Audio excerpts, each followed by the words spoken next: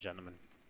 Starting in the top left-hand side, our red Zerg player representing Newbie. Taking down Parting 2-0 in the previous round. Can she keep this form up? This is Scarlett.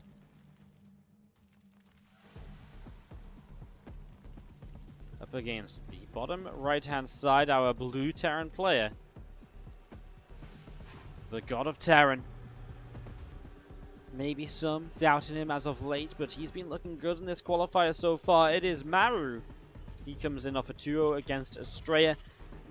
And Maru to show us some TvZ right now. We'll be interested to see what Maru of all players will get up to. If he's kind of on the mech hype train still, or if he has rejoined the bio crew, because a lot of players have started to play bio lately. Just know that Maru, guys, and Scarlett, they played once already this year, and I think most famously that series which went to all 5 games, and Maru eventually won the 3rd place match of WSG. Most famously, they played an hour-and-a-half game on King's Cove, which should have been a draw, but Maru forgot he could lift his buildings. If you've ever wondered how you could go do something so silly in a game of StarCraft 2, just remember, Maru officially forgot that he could lift his buildings in a $40,000 match.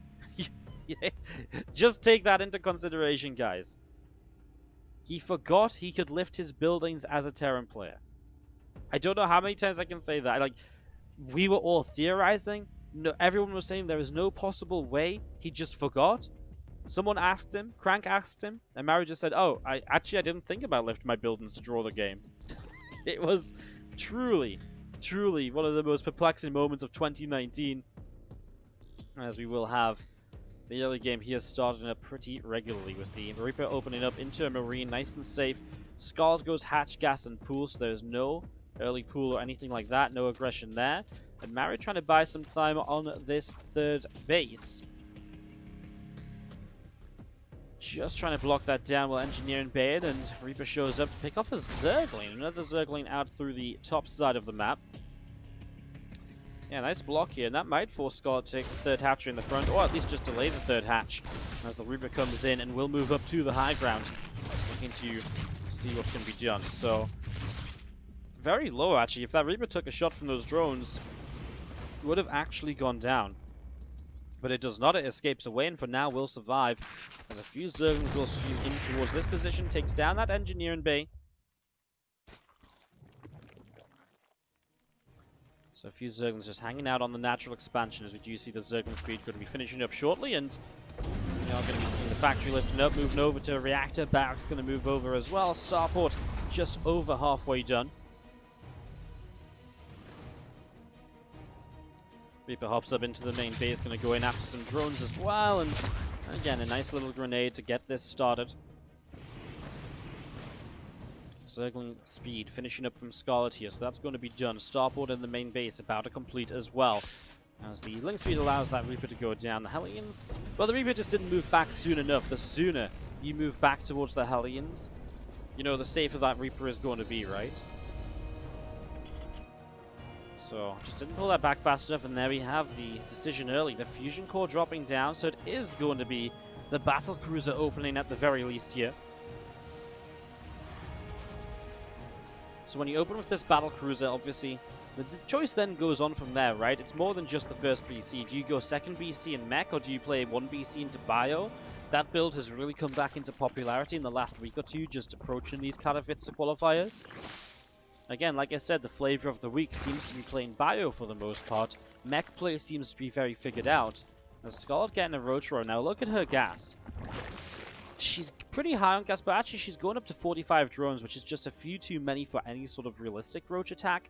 It means she's just not going to have the lava to build the roaches. So the roach run will come up, but she will probably just build a couple and then kind of hold off from there. I don't think you go off into this off of 47 drones. Either way, she needs to build a couple more overlords now, and we'll get a real answer to this in a moment. The problem is when you go up to 47 drones and you don't build roaches for that long, if you then build roaches and attack, the BC is going to be out. So defensively, you already have a unit there, and if you know that this is coming, your BC just defends a roach attack across the map. So if this was going to be aggressive from Scarlett, it would have been aggressive more quickly than now. And as that stands, we see a couple of Spore Crawlers dropping down in the main, a Spore Crawler dropping down in the natural. And there we have our decision from Maru. 2 more factories. He's going to play some mech in this game number 1, which means we're going to be seeing more than just the first battle cruiser. This will be multiple battle cruisers in the game as Hellions coming around to the bottom of the map. Your model cannon will start to research as well because you're going into multiple BCs, so you may as well get that upgrade, which means the BCs can get a free pick every 70 seconds or so. The Hellions already getting some shots on Queens, forcing the first transfusion before the DC shows up, and well, first Queen gets transfused for a second time. Scarlett good micro backwards though to minimize some of the damage being taken. The battle cruiser here just putting some damage on towards the Overlord. Overlord will drop down dead, and that's another little supply block. I like this counterattack though. Scarlett finding Maru a little bit unprepared at home, and again, early game Hellions are not great against this. The BC isn't at home to defend, so this little roach attack does a lot. It forces the Hellions home, it takes the attention away from her bases, and it just gives Scarlett time to set up, well, currently replace the Overlords, but just set up into the next little stage of the game without being harassed. Yes, it costs her a few roaches, which she'll probably have to remake.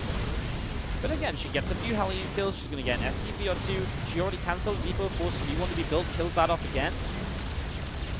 So she's been a little bit disruptive. She's been a little bit annoying, putting Maru on edge here in the early stages. 11 more drones coming up into play. That Pneumatized Carapace on the third base going to be finishing shortly, and Scarlett will then have a little bit more just information on the map, able to move Overlords out again.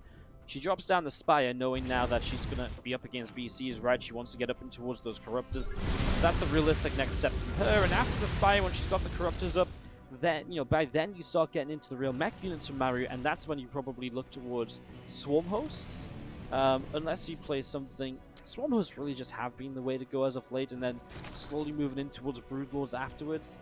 It's very tough to play any other style, unless you go for like a Corruptor Roach Ravager bust, which is when 1-1 upgrades finish, you just go for it, right? You just get the maybe even +1 flyer attacks, and you just go and try and kill Maru ASAP. Now, I'm not sure how well that goes when Maru's been pretty okay on the harassment so far.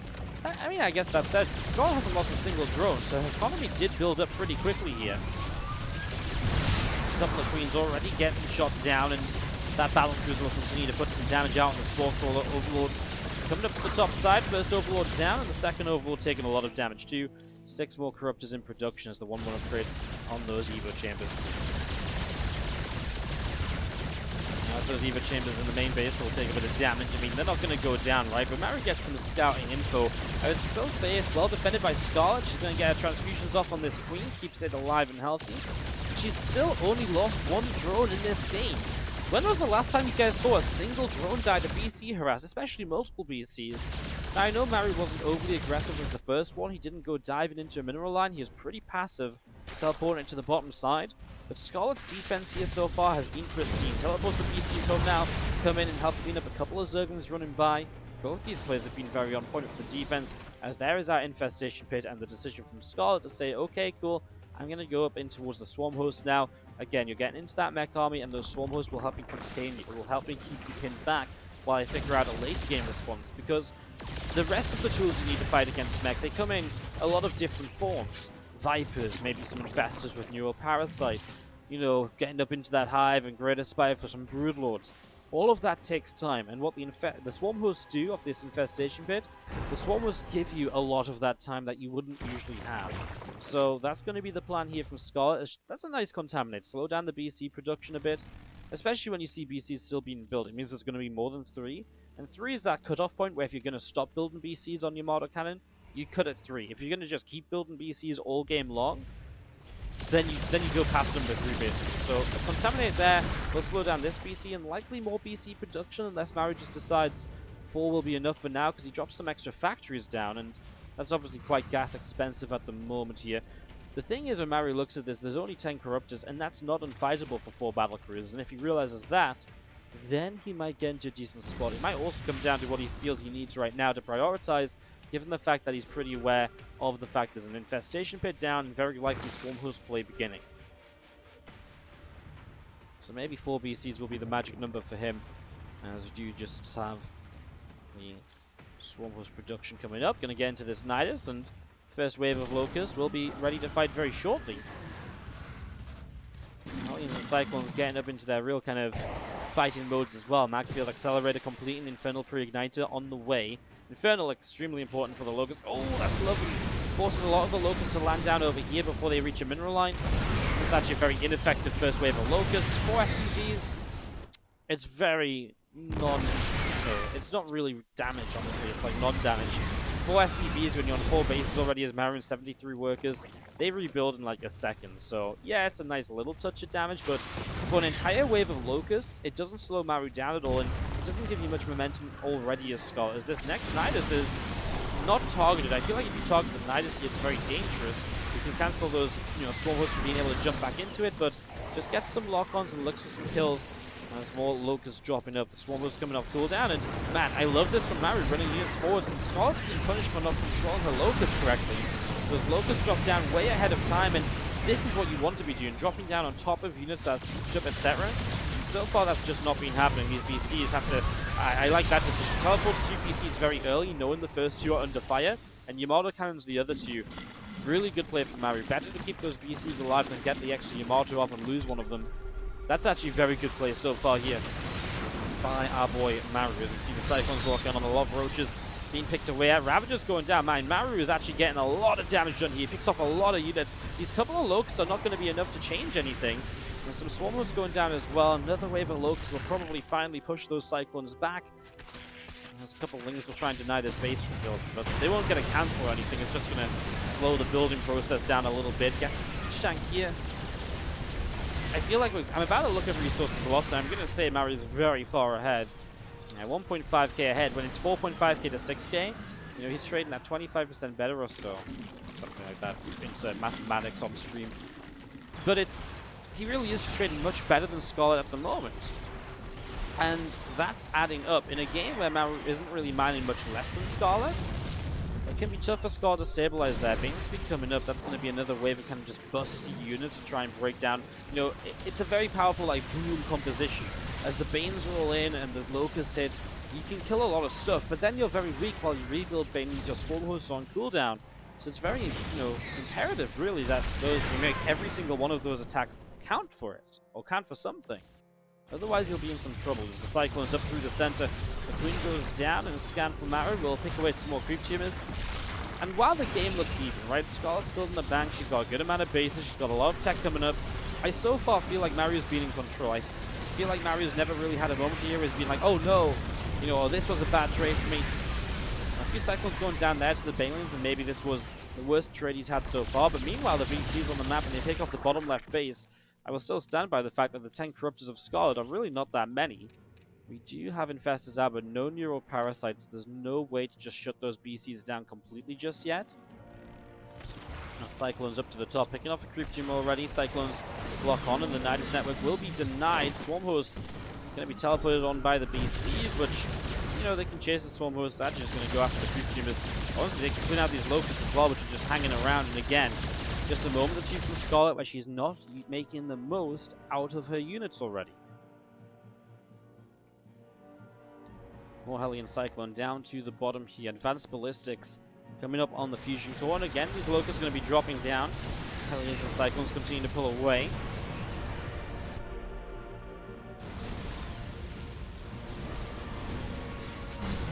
Nidus network gets picked off. Creep Tumor is still going down. Again, Advanced Ballistics in the production tower. We're going to see a couple of Cyclones locking on. The Ravager's taking some damage. That's a fungal growth that catches the first couple of Cyclones. And now, Ling Bane continuing through. These Cyclones are going to want to get out of there. Continuing to run away down the bottom side of the map. They will escape. Not too much loss, but there's a big fungal growth for Scarlett. The Banelings connect. And a lot of those Cyclones going down. And finally, a couple of fights where Scarlett really does become the victor. In a game right now where Maru hasn't got much money to rebuild simply because he's suddenly been invested into a lot of structures, missile turrets, extra CCs, he will remax here, but it's going to take him a few moments. It just needs a few moments for that, as we do see extra command centers still building up on the bottom side. The battle cruisers are heading in towards the south once again. SCVs pulling in the planetary fort is trying to repair. The Banes will guarantee the kill, but it was going to go down anyways, it seems. Finally, Scarlett's picking up a little bit of momentum in this game. Maru will snipe the topside base with the Cyclones at least to try and keep Scarlett off some economy. Issue is Scarlett's already had the economy, and she has a bit of a bank. I mean, 1.2k gas is going to disappear very quickly if you're not cautious, but realistically, Scarlett doesn't worry too much about losing this base. She has other bases to go to. She can work off a 4 for the moment.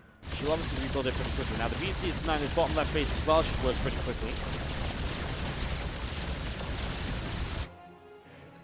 Extra cyclones around this top side. Looks like we're going to have a fungal growth on a couple of the cyclones already, so a bunch of those cyclones getting fungled.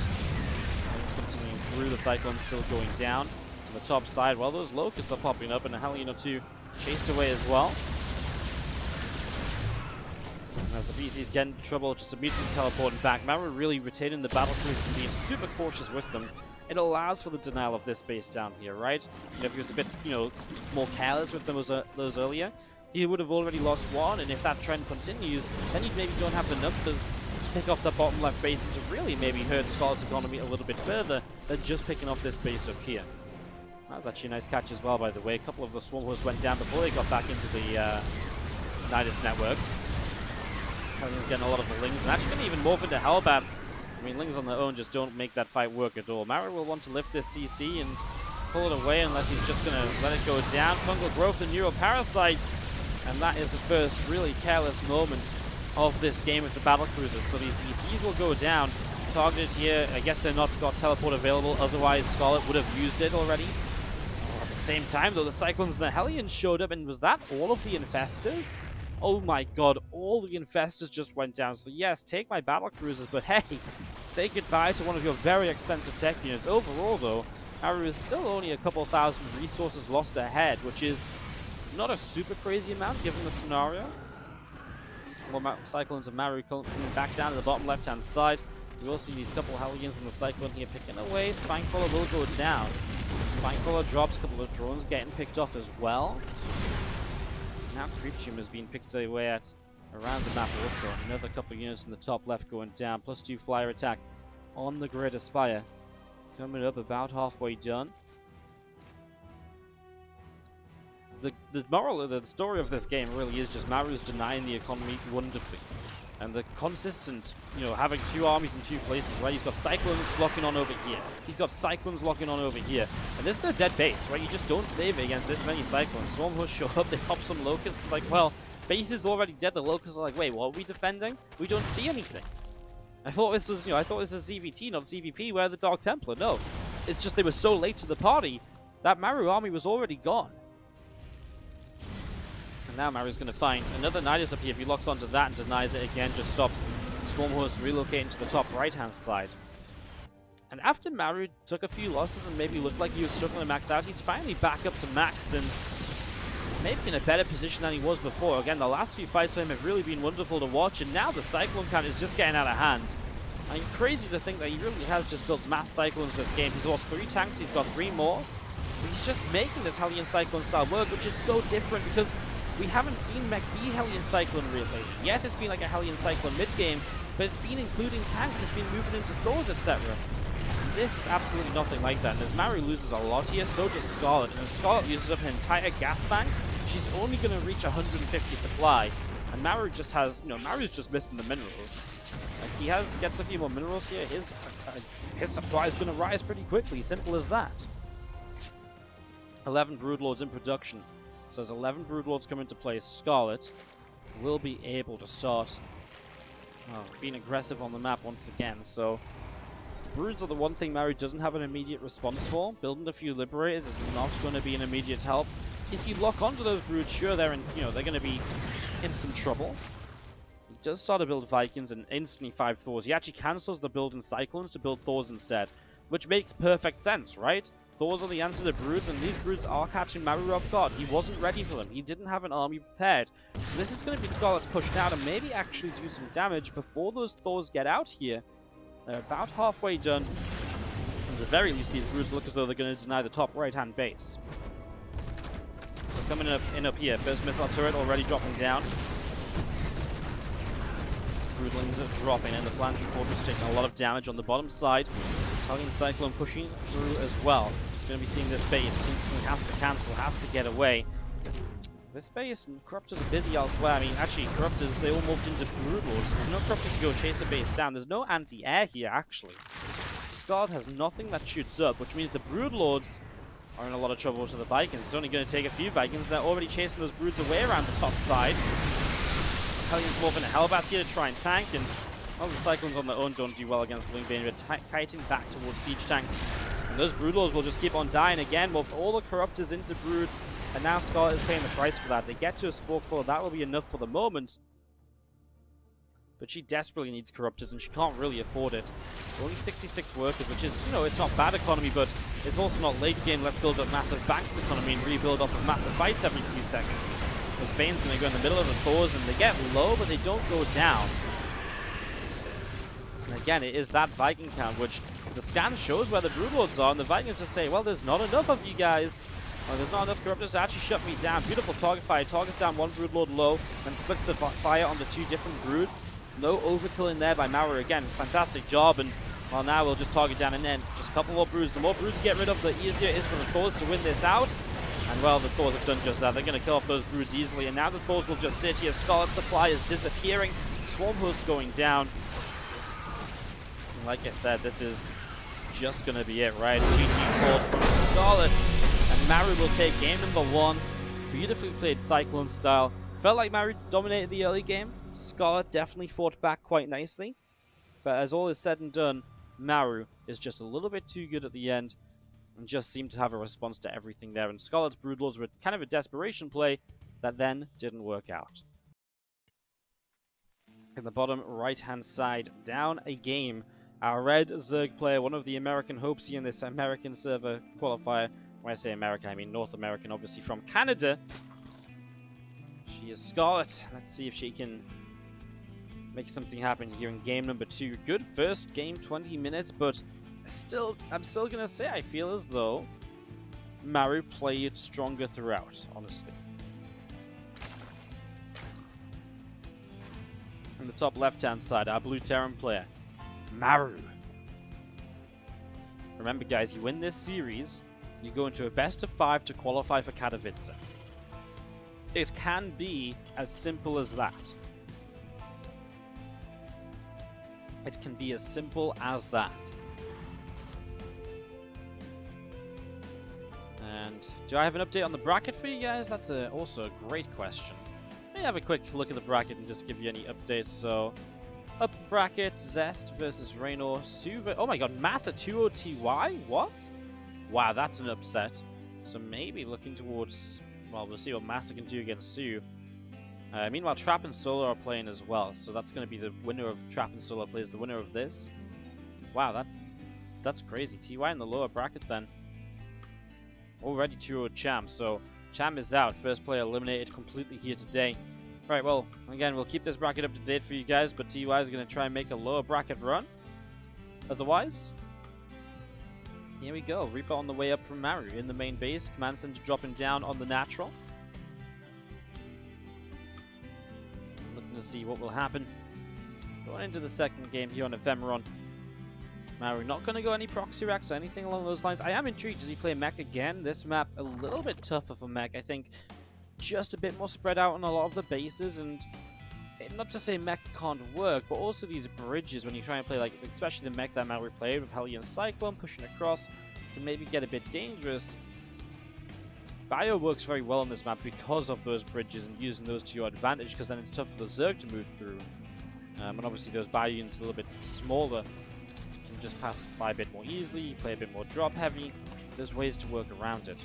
Maru will start a bunker on the third base here then. There's a couple of links from Scarlett go across the map. Again, not a pool first, but just a couple of links going across, knowing the Reaper has not gone to dance with those Zerglings on the natural. And now the Marine Mesh should handle this, but could still delay the CC by just a few seconds.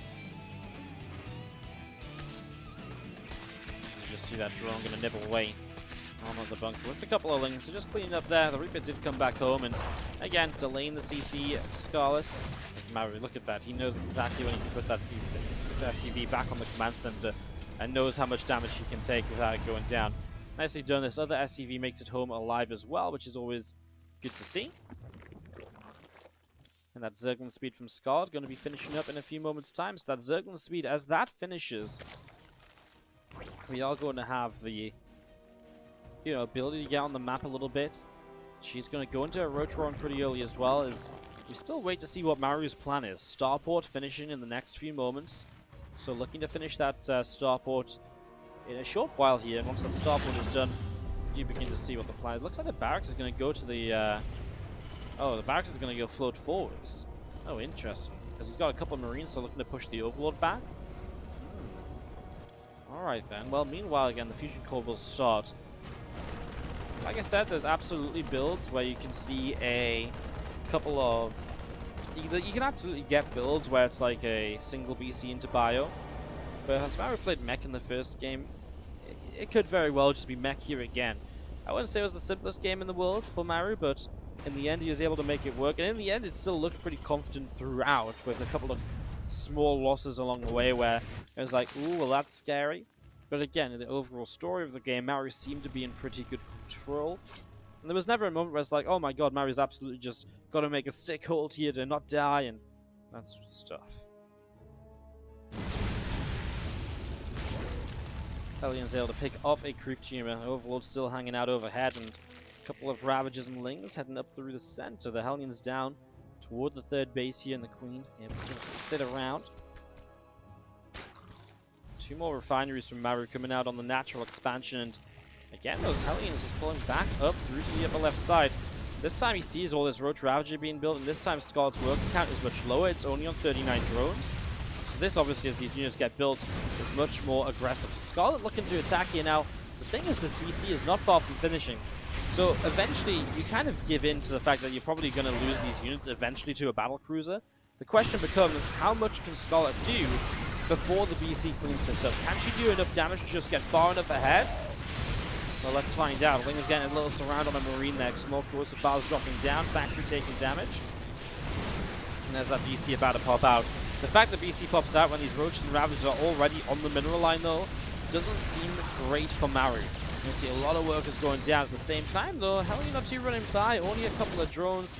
Lings on the natural should try and get in and do what they can ASAP as well. Any low health SCVs they can target fire down is really going to be a massive help. You need as much damage as possible right now. It's going to be seeing 25 workers killed. So Maru's down by 28 workers. Is that enough damage done from Scarlett? Has this Ling Roach Ravager attack been successful? Well, these Hellions getting an extra Zergling over here as well. And that's going to be the full cleanup. So Maru, the story of this is the fact he doesn't have a third CC, so rebuilding SCVs is not as easily done as usual. However, there's also the fact that BC can counterattack, and that's a huge unit to have on a counter, and that's something that Scarlett will have to try and deal with for a little while here. But so far, so good. Good movement on the Queens, pulling around this Spore Crawler, playing around that, so Maru doesn't do any real damage over here. Just forcing a transfuse or two. Second BC might spice that up a little bit, maybe that's something of what he's waiting for, but look at Scarlett with the drones. Because the BC is all she's worried about on the counterattack, she just builds a stupid amount of drones here. So she's going up to 63 workers against 24 SCVs. Without the third CC, you're also missing that third mule. And again, we've seen Terrors with Miraculous comes back from low SCV counts before, but that's usually when you have the third CC to work with, and that is not the case here at all. So two battle cruisers coming into the natural, and again, they might start to deal some damage. They might start to get into a bit of a better position here overall. The Queens setting up with the Spore Crawler to be able to help push those battle cruisers away, and there's the Armados dropping down. The first two Queens already being picked off as, well, I mean, that's kind of an expectation though, and the transfusions otherwise doing a good job of keeping these Queens going.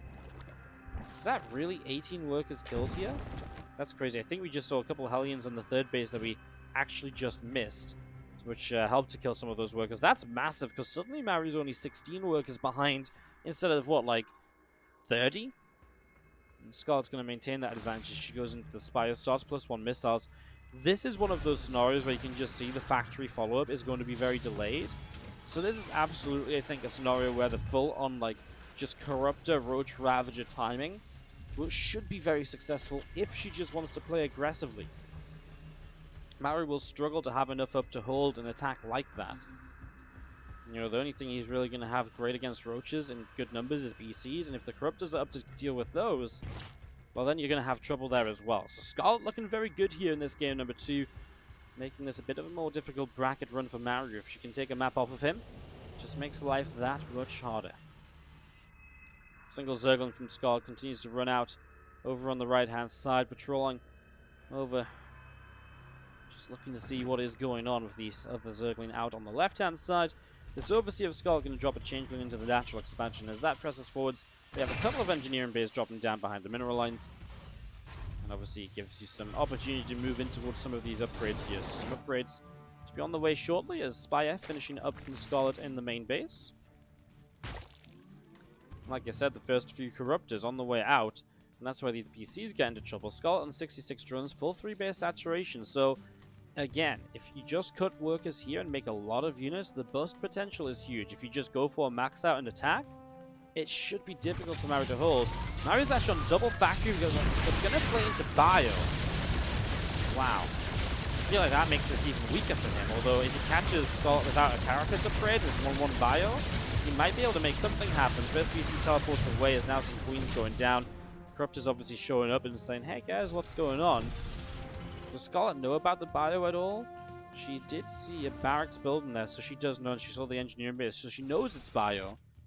I think that might be why she brings these roaches across the map already. I mean, she's got roach speed in +1, so it makes sense. Maru is going to play very siege tank heavy to try and defend. The first Ravager's morphing in. Scarlett just streaming units across the map again. 66 drones, that magical number, not going anywhere from there. Corruptors hanging around up to the top side, as they are going to start caustic spraying down this Orbital Command. So Orbital Command taking some damage. First few throws of battles on a missile turret, and then the next few will start to line up on the siege tanks. I think the Corruptors need to get on top of those BCs ASAP here, as she does get rid of the siege tanks. But the Corruptors moving through is going to be too much, and Scarlett's aggression is good enough to get enough of a lead to then close the game out. Scarlett ties it up 1-1 against Maru. In the bottom left-hand side, our red Zerg player able to tie up this series going into Eternal Empire. This is Scarlett.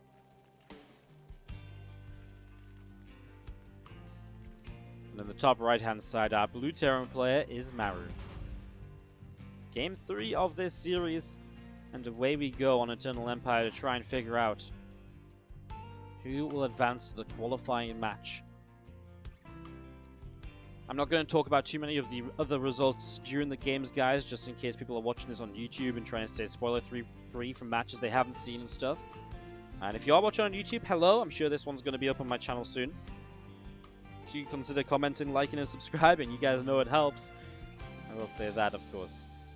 Don't often get to say it, but I'm being a bit more kind of noticing of when we're probably going to upload matches from the stream, so, you know, nice to say hello to you guys. As we do just see the lack of a proxy racks early, lack of a pool first early, means we are once again in for a pretty stable first couple of minutes before we follow the Reaper across to try and see exactly what that can get up to.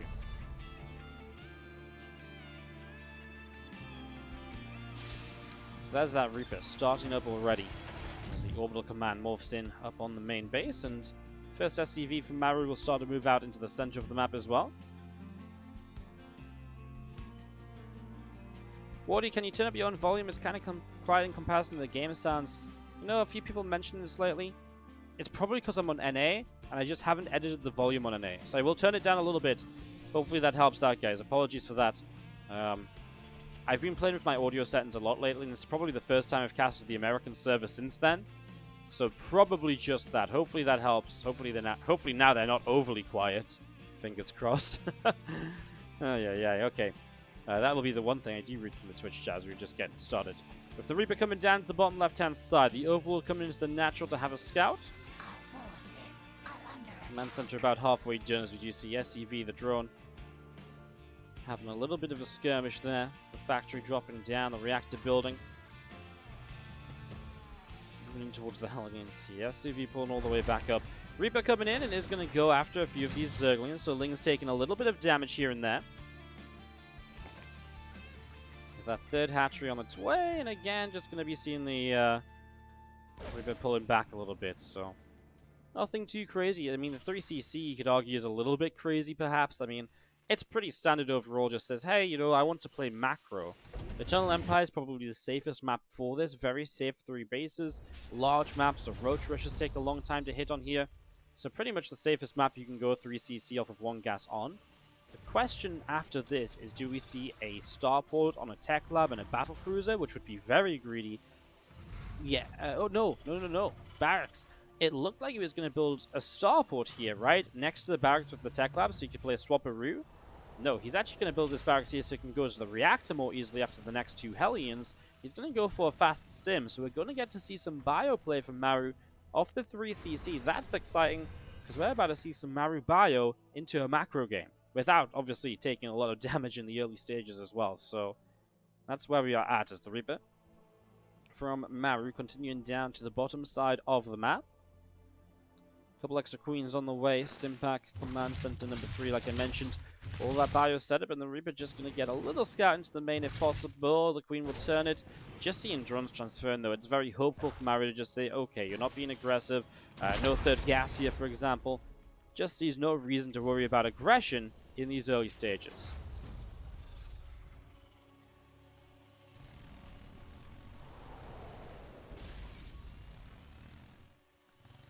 Again, starport just building up again. The third orbital is on its way in. But with the Stimpack coming through again, we know what this is going to be. Probably starport to the reactor, and then the first 2 medevacs can come out. And that'll be the first time we really see Maru on the map besides these initial Hellions. Whether, you know, the Hellions here looking to run by, try and maybe hit a, you know, mineral line or 2, especially if they combo with those Marines. Especially just because in this scenario, it's going to be so late on the armory. So you're not really going to get them to morph into Hellbats and join like a Marine fight anytime soon.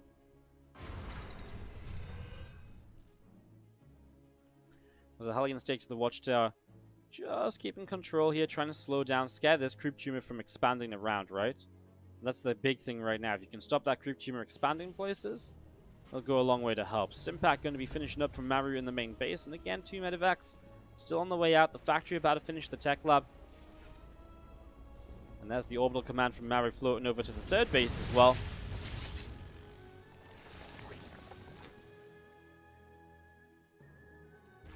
Again, Queens continue to move around, +1 attack and combat shields on the way up, so further bio upgrades that are obviously going to help. There's the extra barracks as Scarlett comes into scout, gets to see everything this is. She already knows it's bio, hence the 1-1 melee upgrades, the Baneling speed. She's very well aware of what this is. She didn't build a single roach this game, didn't even try to go roach run. The one negative of that is you don't have these roaches to protect creeps, so the Hellions are still doing a pretty good job here. And especially as Maru brings some of these medevacs and Marines to the bottom side, maybe that's a chance for these Hellions to run by, but it looks like, again, playing very safe, bringing the Hellions back up to the top, should allow Maru to just shut down any sort of Ling run by that might be looking to hit the 3rd bases. That's a dead creep tumor, and these will be more dead creep tumors as well. Nice catch, nice scan from Maru. Scarlett's creep really gets out of hand quickly. She's one of the best creep spreaders in the game.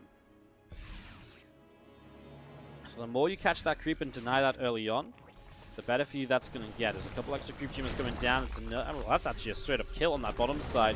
A couple more creep tumors getting picked up. Also, really good damage here so far by Maru. Just again, slowing Scarlett's creep down as much as possible really is an absolute necessity early on. If you're playing Scarlett in a macro game and her creep's all over the place, she's just immediately at an advantage. And again, like, she is so good at spreading it, so it will be all over the place. Nice scan on the natural, mind you. He sees the Spire. That's an amazing pickup. Just, I mean, what sort of information is that? It's just like, oh, you know, I fancy finding out what you're doing. Boom, scans the natural, sees the tech choice. That's actually crazy. That is actually crazy.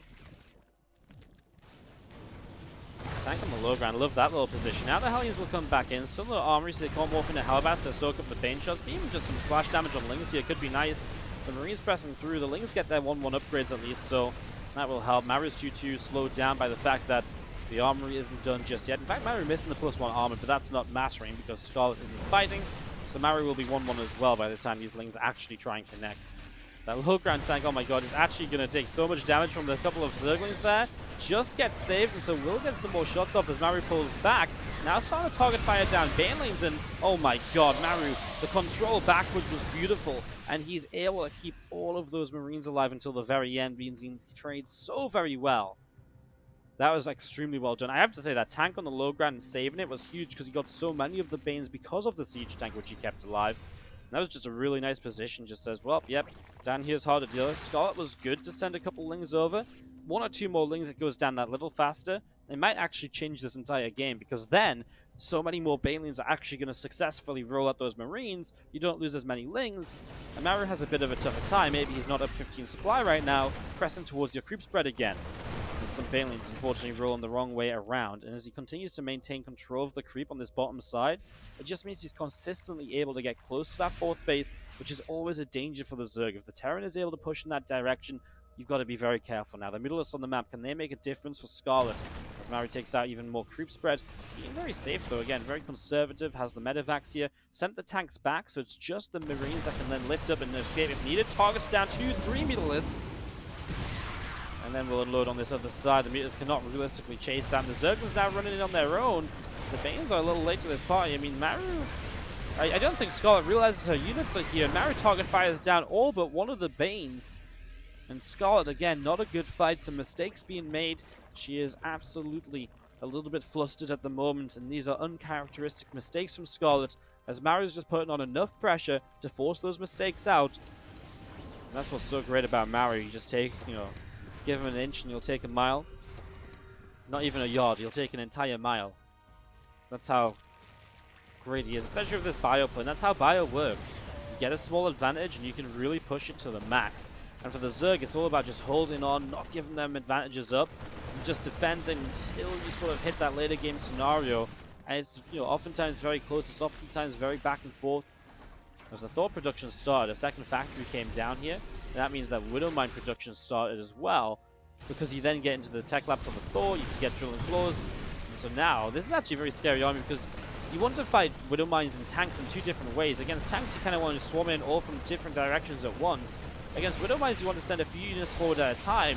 So it's kind of 2 very different ways of dealing with those splash damage units, for when both are in the composition, it can be very difficult. And right now, Scarlett, well, once Maru gets off creep, he just splits, the Banes go down, and okay, Maru lost a lot of the tanks there, but Scarlett now has no Banelings ready to really defend this base. She has, what, about 10 or so? Look how many Marines there are. Marauder in the front will try and tank a little bit of that. Again, just focuses on getting off creep. Once Maru is off creep, the rest of this becomes much easier. Those Banes go down. Now, there was a few more morphing to the top side, but it's even less again. As these Marines still, well, at this point, maybe Overstimmed is going to kill the hatchery and then lift and leave with a little bit. Widowmine or 2 in the back will clean up some Zerglings. Oh, that Thor's kind of in the middle of nowhere. Scarlett's actually going to take a little supply lead. I feel like that's a Thor liftoff that's just not going to happen. Gets 2 more Mutalisks at least. Now he's taking this forward base as his 4th, and that just shows you how aggressive he wants to keep on being here. As he runs in, cleans out a few Zerglings. Scarlett with the infestation pretty quickly, so she's pretty fast on Hive. Not too far behind on 3-3 upgrades, and starting Adrenal Glands as well. Being able to do that throughout all of this pressure will pay off for her in the long run. It means that Maru is not going to hit that stage where suddenly he's 3-3, and this bio army becomes even more effective against the Ling Bane meter, which generally gets you stuck on lair tech for a long time. So that's nice from Scarlett, but I do wonder if it exposes her at some point, as that's not good. Those meters get caught, intercepted by Maru, and he takes down all 5 of those in an Overseer.